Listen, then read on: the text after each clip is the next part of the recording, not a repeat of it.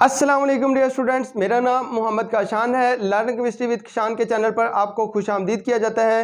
उम्मीद करता हूं कि आप सब ने मेरा चैनल सब्सक्राइब कर लिया है, लेकिन अगर आप इस चैनल पर न्यू हैं तो इसको सब्सक्राइब ज़रूर कर लें ताकि नई से नई अपलोड होने वाली वीडियो आप तक बआसानी पहुँचती रहे।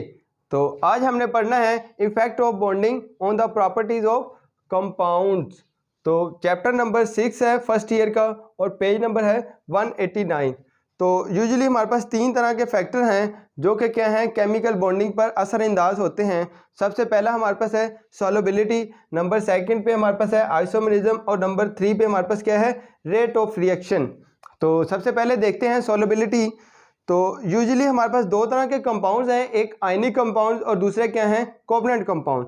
जो आयनिक कंपाउंड्स हैं वो हमारे पास पोलर सॉल्वेंट के अंदर हल पजीर होते हैं। वो क्या हैं, आयनिक कंपाउंड्स पोलर सॉल्वेंट के अंदर हल होते हैं। और वो पोलर सॉल्वेंट हमारे पास क्या है, वो वाटर हो सकता है, वो एथानॉल है हमारे पास, वो ईथर है। ये सारे क्या हैं, ये हमारे पास पोलर सॉल्वेंट हैं। तो जितने भी आयनिक कंपाउंड्स हैं वो सारे के सारे आयनिक कंपाउंड्स हमारे पास पोलर सॉल्वेंट के अंदर हल हो जाते हैं। लेकिन इसके ऑपोजिट हमारे पास जो कोवलेंट कंपाउंड्स हैं वो क्या हैं, वो नॉन पोलर सॉल्वेंट के अंदर हल होते हैं। अब नॉन पोलर सॉल्वेंट हमारे पास क्या है, वो CCl4 है, वो हमारे पास बेंजीन है, वो हमारे पास टोलिन है। ये सारे नॉन पोलर सॉल्वेंट हैं। तो जितने भी कंपाउंड्स हैं कोवलेंट कंपाउंड्स वो हमारे पास क्या है, नॉन पोलर सॉल्वेंट के अंदर हल होते हैं। अब हमारे पास ये आयनिक कंपाउंड है सोडियम क्लोराइड। तो ये पानी के अंदर या किसी भी पोलर सॉल्वेंट के अंदर कैसे हल पजीर होता है कि ये जब हम इसको डिजोल्व करेंगे तो सोडियम कैटाइन और क्लोराइड अनाइन में कन्वर्ट होता है। तो सोडियम जो कैटाइन है इसको सारी तरफ से क्या है, क्योंकि ये पॉजिटिव चार्ज है तो इसको सारी तरफ से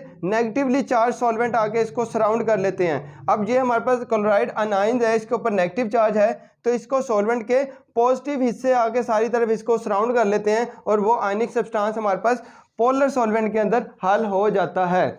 अब हमारे पास जो इंपॉर्टेंट फैक्टर है वो है हाइड्रेशन एनर्जी और लैटिस एनर्जी। दो तरह की एनर्जी होती हैं कि जब भी किसी सब्सटेंस को पानी के अंदर हल करते हैं तो उसके लिए हमें क्या चाहिए होती, हाइड्रेशन एनर्जी। और दूसरी उसके ऑपोजिट अगर आयनिक कंपाउंड है तो उसकी लेटेस्ट एनर्जी है। तो उस लेटेस्ट एनर्जी को अगर हम ब्रेक डाउन कर रहे हैं और हाइड्रेशन एनर्जी हमारे पास ज़्यादा है, क्या है, हाइड्रेशन एनर्जी हमारे पास हाई है और लैटिस एनर्जी हमारे पास लो वैल्यू है, तो वो सब्सटेंस पोलर सॉल्वेंट के अंदर हल हो जाएगी। तो hydration energy must be greater than lattice energy. तो सॉल्युबिलिटी के लिए हमारे पास क्या है कि हाइड्रेशन एनर्जी लैटिस एनर्जी से हाई होनी चाहिए। अगर वो हाई है तो वो सब्सटेंस पोलर सॉल्वेंट के अंदर हल हो जाएगी। अगर वो हमारे पास लैटिस एनर्जी की वैल्यू हाई है और हाइड्रेशन एनर्जी की वैल्यू कम है तो वो हमारे पास आयनिक कंपाउंड जो हैं वो पोलर सॉल्वेंट के अंदर हल पजीर नहीं होंगे। जितने भी हमारे पास कोवलेंट कंपाउंड्स हैं वो सारे के सारे नॉन पोलर सॉल्वेंट में हल होते हैं और हमारे पास आयनिक कंपाउंड्स हैं वो सारे के सारे किस में हल होते हैं, वो हमारे पास पोलर सॉल्वेंट के अंदर हल होते हैं। ये तो था हमारे पास सॉल्युबिलिटी का फैक्टर। नंबर सेकंड पे है हमारे पास आइसोमरिज्म।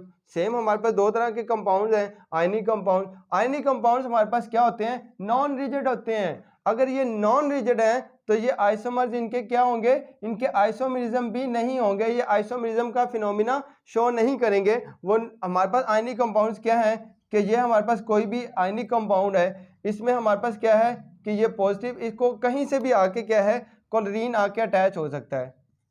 कि ये सोडियम क्लोराइड की अगर क्रिस्टल अगर मैं बनाऊं तो मेरे पास क्या है, ये जर्नली वैसे तो इसकी 3 डायमेंशनल क्रिस्टल है, लेकिन मैं ये आपको समझाने के लिए कि ये नॉन रिजिड कैसे हैं कि ये सोडियम है तो इसको चारों तरफ से क्या है, क्लोराइड आयंस आके इसको घेर लेते हैं।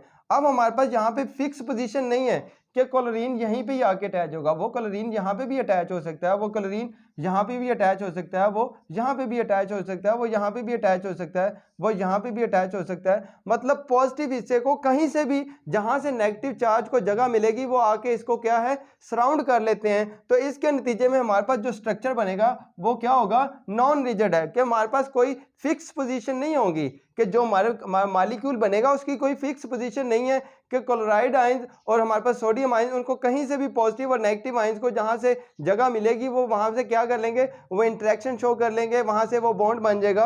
तो ये हमारे पास क्या हो जाते हैं, नॉन रिजिड। अगर हमारे पास नॉन रिजिड है तो उसके नॉन रिजिड के हमारे पास आइसोमरिज्म नहीं होते। लेकिन इसके ऑपोजिट अगर हमारे पास कोवलेंट कंपाउंड है तो कोवलेंट कंपाउंड हमारे पास क्या होते हैं, रिजिड होते हैं। उनमें जो एटम्स हैं वो फिक्स पोजीशन पर अटैच होते हैं। अब ये कार्बन है तो वो हाइड्रोजन के इसी पोजीशन पर आके अटैच होगा और हमारे पास यहाँ पे क्या है, हाइड्रोजन इस पोजीशन पे आके अटैच होगा। अब हमारे पास हाइड्रोजन इस पोजीशन पर आके अटैच नहीं हो सकता, या हाइड्रोजन इस पोजीशन पर आके अटैच नहीं हो सकता, क्योंकि ये हमारे पास क्या है, यहाँ पे वो रिपल्शन क्रिएट करेंगे। रिपल्शन क्रिएट करने की वजह से वो मॉलिक्यूल क्या हो जाएगा, अनस्टेबल हो जाएगा। तो ऐसा हमारे पास पॉसिबल ही नहीं है कि मॉलिक्यूल्स एटम्स आपस में करीब करीब हों। वेस्पर थ्योरी हमें बताती है कि बॉन्ड पेयर और लोन पेयर्स इलेक्ट्रॉन्स क्या होते हैं कि मैक्सिमम डिस्टेंस पे होते हैं, कि अगर हमारे पास क्या है, वो हाइड्रोजन इस पोजीशन पे हो और कार्बन की ऑक्सीजन से इस पोजीशन हो हमारे पास, तो यहाँ पे रिपल्शन क्या होगी, मिनिमम होगी और मॉलिक्यूल क्या होगा, स्टेबल। ये मेरे पास मेथनॉल की एग्जांपल है, ये एक कोवलेंट कंपाउंड है। तो ये हमारे पास क्या है, यहाँ पे एटम्स फिक्स पोजीशन पर हैं। अब हाइड्रोजन इधर अटैच है तो वो यहीं पे अटैच होगी। अगर ये कार्बन इस तरफ है ऑक्सीजन के तो वो यहीं पे अटैच होगी, क्योंकि यहाँ पे लोन पेयर आ जाएंगे और लोन पेयर और बॉन्ड पेयर की रिपल्शन की वजह से एटम अपनी फिक्स पोजीशन पर रहते हैं ताकि उनके दरमियान रिपल्शन कम से कम हो।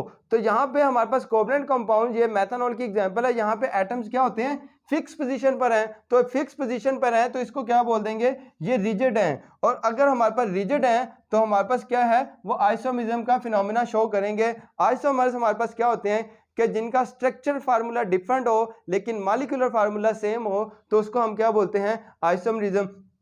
अब हमारे पास आ जाता है थर्ड पॉइंट कि rate of reaction. Rate of reaction हमारे पास कि किस तरह डिस्कस करते हैं हम, कि हमारे पास ये आयनिक कंपाउंड्स हैं, ये आयनिक रिएक्शंस हैं। आयनिक रिएक्शन हमारे पास क्या होते हैं, वो फास्ट होते हैं। फास्ट क्यों होते हैं कि जैसे ही आयनिक कंपाउंड्स को हम किसी सॉल्वेंट के अंदर हल करते हैं, पानी के अंदर हल करते हैं, तो वो अपने आयंस में कन्वर्ट हो जाते हैं। जब आयंस में कन्वर्ट हो जाते हैं तो कोई भी मॉलिक्यूल उसको आके सराउंड करेगा और वो क्या है, हमारे पास वहाँ पे बॉन्डिंग अकर हो जाती है और केमिकल रिएक्शन टेक प्लेस हो जाता है। तो वो क्या है कि आयनिक रिएक्शन में हमारे पास आयनिक कंपाउंड्स क्या होते हैं, वो फास्ट रिएक्शन शो करते हैं। वो फास्ट रिएक्शन क्यों शो करते हैं, क्योंकि उनमें जो आयंस हैं वो इजीली अवेलेबल होते हैं और वो जल्दी से रिएक्ट कर जाते हैं। आयनिक रिएक्शन में हमें वो बॉन्ड ब्रेकेज के लिए जो टाइम रिक्वायर्ड होता है या जो एनर्जी रिक्वायर्ड होती है उसकी ज़रूरत हमें नहीं होती।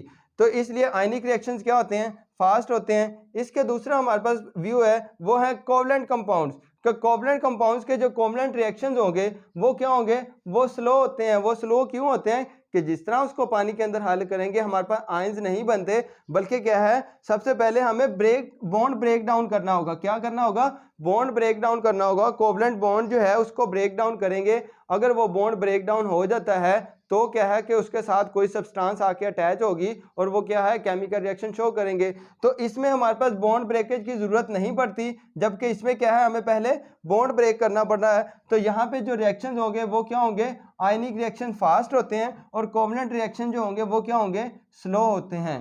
ये हमारे पास सारा क्या था कि किस तरह केमिकल बॉन्डिंग आप कंपाउंड्स की प्रॉपर्टीज पर इफेक्ट करते हैं। तो ये सारा हमने डिस्कस किया है। उम्मीद करता हूँ कि आपको ये वीडियो पसंद आई है। अगर पसंद आई है तो इसको दूसरे लोगों से भी ज़रूर शेयर कीजिएगा। शुक्रिया।